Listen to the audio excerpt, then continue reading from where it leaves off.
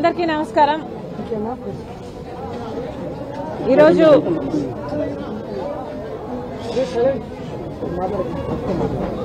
Vote చోరీ మన దేశంలో జరుగుతుంది కాబట్టి అందుకు వ్యతిరేకంగా కాంగ్రెస్ పార్టీ పోరాటం చేస్తుంది. రాహుల్ గాంధీ గారు మరి ముఖ్యంగా ఇటీవల చూసాం, దేశమంతా చూసింది యాక్చువల్లీ ఎలా ఓట్ చోరీ జరుగుతుంది మన దేశంలో అని దేశం ముందు, ప్రజల ముందు, మీడియా ముందు బహిర్గతం చేయడం జరిగింది. ఎక్కడైతే బీజేపీకి ఓటమి ఛాన్సెస్ ఎక్కువ ఉన్నాయి అనుకున్న చోట్ల దొంగ ఓట్లను చేరుస్తున్నారు. ఉన్న ఓట్లను వీళ్ళు బీజేపీకి ఓట్లు వేయరు అని అర్థమైతే జెన్యున్ గా ఉన్న ఓట్లని తొలగిస్తున్నారు, లేదా ఒక చోట ఉండాల్సిన ఓటుని ఇంకో చోటికి మారుస్తున్నారు. అంటే ఎన్ని ప్రయోగాలైనా చేసి ఎక్కడైతే బీజేపీ, ఏ కాన్స్టిట్యుయెన్సీలో అయితే బీజేపీ వీక్ గా ఉందో ఆ కాన్స్టిట్యుయెన్సీలో ఓట్ల మ్యానిపులేషన్ చేస్తున్నారు. నిజానికి ప్రజాస్వామ్యం మన దేశంలో అతిపెద్ద ప్రజాస్వామ్యం ప్రపంచంలోనే మన దేశం అయితే ఆ ప్రజాస్వామ్యాన్ని కాపాడుతున్నది రాజ్యాంగం అయితే మన రాజ్యాంగం అందరినీ సమానంగా చూసి ఓటు హక్కు అన్నది ఒక మనిషికి ఒక ఓటు ఉండాలని ఓటు హక్కు ఇస్తే ఈరోజు ఆ ఓటు హక్కు ప్రతి పేదవాడికి ఉంది కాబట్టే ఈ దేశంలో కనీసం పేదవాడికి విలువ ఉంది. ఆ ఓటును కూడా చీల్చేసుకుంటే, ఆ ఓటును కూడా లాగేసుకుంటే, ఆ ఓటు కూడా చోరీ చేస్తే ఇక పేదవాడికి అసలు ఈ దేశంలో విలువే ఉండదు. కాబట్టి ఓట్ చోరీ జరగడానికి వీల్లేదు. అందుకే కాంగ్రెస్ పార్టీ ఈరోజు ఓట్ చోరీకి వ్యతిరేకంగా పోరాటం చేస్తుంది. ఆ పోరాటంలో భాగంగానే ఈరోజు మేము ఇక్కడ సెంట్రల్ విజయవాడ కాన్స్టిట్యుయెన్సీలో ఒక కాలనీకి రావడం జరిగింది. ఇక్కడ ఈ ప్రజల దగ్గర నుంచి కూడా సంతకాల సేకరణ చేస్తున్నాం. వీళ్ళు కూడా కాంగ్రెస్ పార్టీకి మద్దతు ఇస్తున్నారు. ఓట్ చోరీకి వ్యతిరేకంగా మాతో కలిసి పోరాటం చేయడానికి వీళ్ల వంతు సాయం కూడా వీళ్ళు చేస్తున్నారు. ఇక్కడ గమనించాల్సిన విషయం ఏమిటంటే బీజేపీ గత 11 సంవత్సరాలుగా అధికారంలో ఉంది.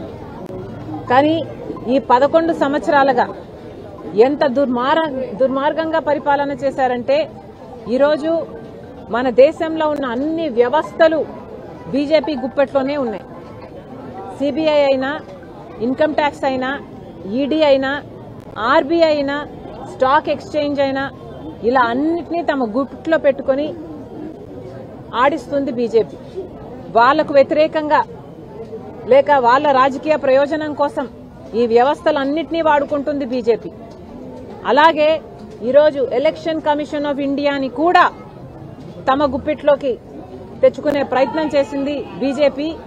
ఈ ఎలక్షన్ కమిషన్ ఆఫ్ ఇండియా కూడా బీజేపీకి తొత్తుగా మారింది అనడానికి ఈరోజు ఏమాత్రం అనుమానం లేదు. ఎందుకంటే రాహుల్ గాంధీ గారు చూపించినట్టుగా మహదేవ్పురంలో లక్ష దొంగ ఓట్లు నమోదయ్యాయి. అంటే దొంగ పేర్లు, దొంగ అడ్రస్లు, దొంగ ఐడెంటిటీలు పెట్టి 1,00,000 ఓట్లను నమోదు చేశారు. అంటే ఒక్క కాన్స్టిట్యుయెన్సీలో 5,000 10,000తోనో మెజారిటీ కూడా డిక్లేర్ అయిపోతుంది. అలాంటివి 1,00,000 దొంగ ఓట్లని చేరిస్తే ఇక ఎక్కడ న్యాయం ఉంటుంది? ఇంకొక కాన్స్టిట్యుయెన్సీలో ఎన్ని ఓట్లను తొలగించేశారు. బీహార్లో 60 లక్షల ఓట్లను తొలగించేశారు. బతికున్న వాళ్ళను కూడా వీళ్ళు చచ్చిపోయారు అని చెప్పి వాళ్ళ ఓట్లను కూడా తొలగించడం జరిగింది. ఇలా ఎన్ని అవకతవకలైనా చేసి బీజేపీ ఎలాగైనా అధికారం చిక్కించుకునేటట్టు, అధికారంలో ఉండేటట్టు ఇన్ని కుట్రలు పన్నుతుంది. కాబట్టే ఈరోజు కాంగ్రెస్ పార్టీ ఈ పోరాటాన్ని నెత్తికెత్తుకుంది. కాంగ్రెస్ పార్టీ ఓట్ చోరీ జరగనివ్వకుండా ఈసీఐని కూడా ప్రశ్నించడం జరిగింది. రాహుల్ గాంధీ గారు మరి ముఖ్యంగా ఈసీఐ సమాధానాలు చెప్పాలి అని కొన్ని డిమాండ్లు పెట్టడం జరిగింది. అవన్నీ కూడా కాంగ్రెస్ పార్టీ మళ్ళీ రీఇటరేట్ చేస్తున్నాం. ఈ అన్యాయం జరగటానికి వీల్లేదు. డిజిటల్ ఓటర్ జాబితాను ఈసీ ఇవ్వటం లేదు. 5-6 గంటల మధ్యలో లేక సాయంత్రం 5-7 గంటల మధ్యలో లక్షల ఓట్లు పోలవుతున్నాయి. అవన్నీ దొంగ ఓట్లే. ఎవరు పోలు చేశారు అంటే సీసీ ఫుటేజీలు లేవు. వీటన్నిటికీ కూడా ఈసీ సమాధానం చెప్పాల్సి ఉంది. కాబట్టే కాంగ్రెస్ పార్టీ ఈ పోరాటం చేస్తుంది. ఈసీని సమాధానం చెప్పాలని డిమాండ్ చేస్తున్నాం. ఇప్పటికైనా మోడీ గుప్పిట్లో నుంచి, బీజేపీ గుప్పిట్లో నుంచి బయటపడాలి. మన దేశాన్ని, మన ప్రజాస్వామ్యాన్ని, మన రాజ్యాంగాన్ని కాపాడాల్సిన అవసరం ఈసీఐకి ఎంతైనా ఉంది. Thank you. అమ్మా ఒక నిమిషం. ఇంకోటి, నిన్న చంద్రబాబు గారు తిరుపతిలో 5,000 గుడులు దళిత కాలనీలలో టీటీడీకి సంబంధించి 5,000 గుడులను కట్టిస్తాము అని చెప్పడం జరిగింది. దీన్ని కాంగ్రెస్ పార్టీ తీవ్రంగా వ్యతిరేకిస్తుంది. చంద్రబాబు గారు ఆర్ఎస్ఎస్కి ఎందుకు ఇంత మద్దతు ఇస్తున్నారో, బీజేపీ సిద్ధాంతాన్ని ఎందుకు నెత్తినెత్తుకుంటున్నారో ప్రజలకు సమాధానం చెప్పాల్సిన అవసరం ఉంది. బీజేపీ పార్టీ ఒక మతతత్వ పార్టీ. మతం పేరుతో చిచ్చు పెట్టాలి, ఆ మంటలో చలి కాచుకోవాలి. ఇదే బీజేపీకి తెలిసిన రాజకీయం. అలాంటి బీజేపీకి చంద్రబాబు గారు మద్దతు ఇచ్చారు. ఈరోజు బీజేపీ పార్టీ అధికారంలో ఉంది అంటే చంద్రబాబు గారు ఇచ్చిన మద్దతు వల్లే బీజేపీ అధికారంలో ఉంది. మొన్న కూడా చూశాము, ఈ ఆర్ఎస్ఎస్ సిద్ధాంతం మతము కులము పేరుతో ఈ రైటిస్ట్ విధానాన్ని కాంగ్రెస్ పార్టీ వ్యతిరేకించింది. కానీ చంద్రబాబు గారేమో మొన్న ఉపరాష్ట్రపతి ఎన్నికల్లో కూడా ఆర్ఎస్ఎస్ అభ్యర్థికే మద్దతు ఇచ్చారు. సరే, మిత్రధర్మం కదా అని చాలా మంది అనుకోవడం జరిగింది. కానీ చంద్రబాబు గారిని కాంగ్రెస్ పార్టీ సూటిగా ప్రశ్నిస్తుంది. చంద్రబాబు గారు, మీరు బీజేపీకి మద్దతు ఇస్తున్నారా లేక ఆర్ఎస్ఎస్ లో మీరు చేరైపోయారా? ఈరోజు చంద్రబాబు గారు ఆర్ఎస్ఎస్ లో చేరినట్టుగా బీజేపీ మనిషిగా మాట్లాడుతున్నారు. 5,000 గుడులు కట్టిస్తారట. దళిత కాలనీలలో 5,000 గుడులు కట్టిస్తారట. టీటీడీ తరపున ఏం అవసరం ఉంది అని అడుగుతున్నాం. ఏ దళిత కాలనీ వచ్చి మాకు టీటీడీ గుడులు ఇక్కడ కావాలి అని అడిగారో చంద్రబాబు గారు సమాధానం చెప్పాలి. టీటీడీ పవిత్రమైన గుడే, ఎవరూ కాదనటం లేదు. కానీ వాళ్ళకు అధికంగా డబ్బులుంటే ఆ డబ్బులతో ప్రజలకు సేవ చేయాలి తప్పితే ఇలా రాజ్యాంగానికి వ్యతిరేకంగా ఆర్ఎస్ఎస్ సిద్ధాంతాన్ని నెత్తినెత్తుకొని దేశమంతా గుడులు కట్టిస్తామనడం చాలా అసలు భావ్యం కాదు అని చెప్తున్నాం. మళ్ళీ అడుగుతున్నాం చంద్రబాబు గారిని, మన ప్రజాస్వామ్యాన్ని సెక్యులరిజం అని చెప్తున్నది మన రాజ్యాంగం. ప్రజాస్వామ్య దేశంలో సెక్యులరిజం ఉంది అని చెప్తున్నది భారతదేశ రాజ్యాంగం. కానీ ఆర్ఎస్ఎస్ రాజ్యాంగం అది చెప్పటం లేదు.